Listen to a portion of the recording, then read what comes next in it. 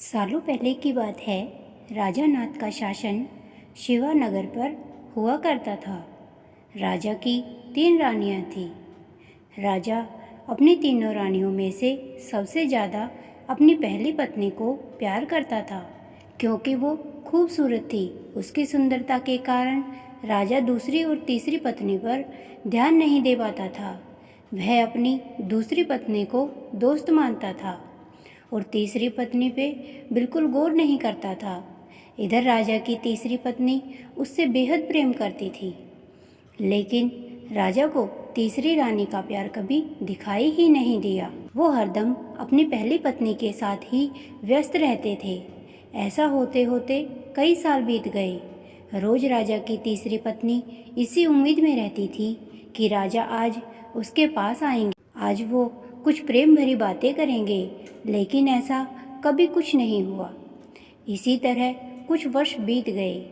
एक दिन राजा नाथ अचानक से गंभीर बीमार हो गए। उनकी तबीयत देखते ही देखते खराब होती गई और उनके जीवित रहने की उम्मीद कम हो गई। तब राजा ने अपनी पहली पत्नी को बुलावा भेजा।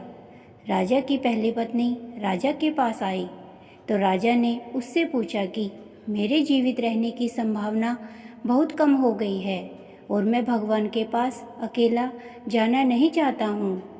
क्या तुम मेरे साथ चलोगी?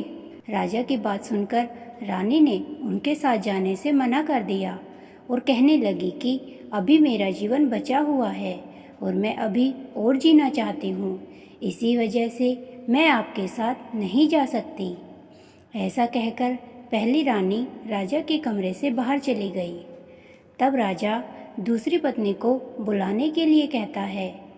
दूसरी रानी को जब पता चला कि राजा अपने अंतिम क्षण में है और वो अपने साथ अपनी पत्नी को लेकर जाना चाहते हैं, तो वो राजा के पास जाने से ही मना कर देती है।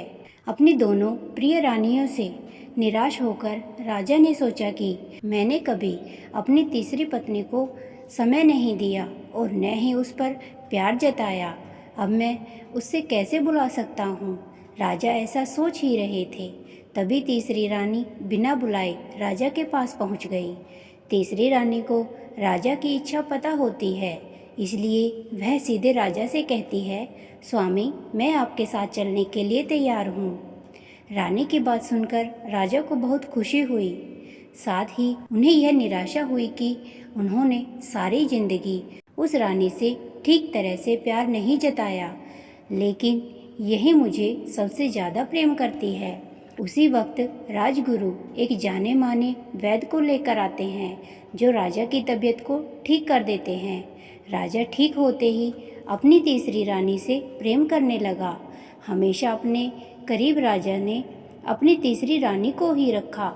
दोनों खुशी खुशी राजमहल में जीवन जीने लगे और राजा ने दोनों रानियों से कहा कि अब आप अपनी ज़िंदगी अच्छे से जी सकती हो। इस कहानी से हमें यह सीख मिलती है कि किसी की सुंदरता से प्रेम नहीं करना चाहिए, बल्कि उसके दिल और आचरण से प्यार करना चाहिए।